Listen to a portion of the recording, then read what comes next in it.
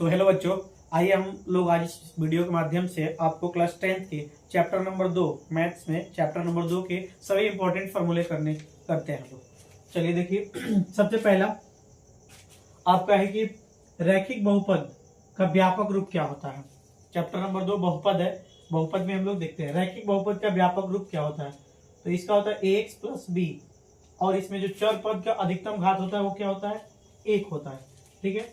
और दूसरा है आपका द्विघात बहुपद का व्यापक रूप, वो होता है आपका ax square plus b x plus c, और इसमें चर पद का अधिकतम घात आपका 2 होता है।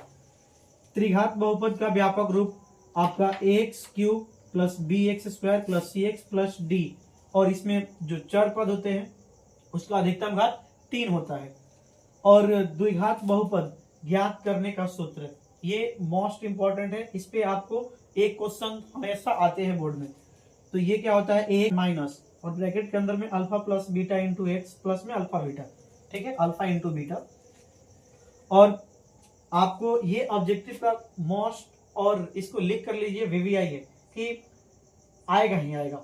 शून्यकों का योगफल अल्फा प्लस बीटा बराबर होता है माइनस बी बाई ए, और शून्यकों का गुणनफल अल्फा इंटू बीटा बराबर सी बाई ए होता है।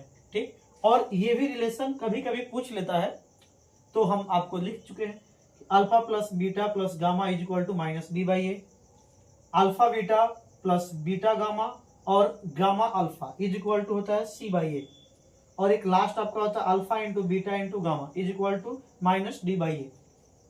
तो ये रहा कुछ इंपॉर्टेंट फॉर्मूला जो कि क्लास 10th में हर साल इस फॉर्मूले से लगभग आपको 3 या 4 नंबर के क्वेश्चन जरूर पूछेंगे इस फॉर्मूला से केवल, और इस पे आधारित सवाल आते हैं वो अलग बात है।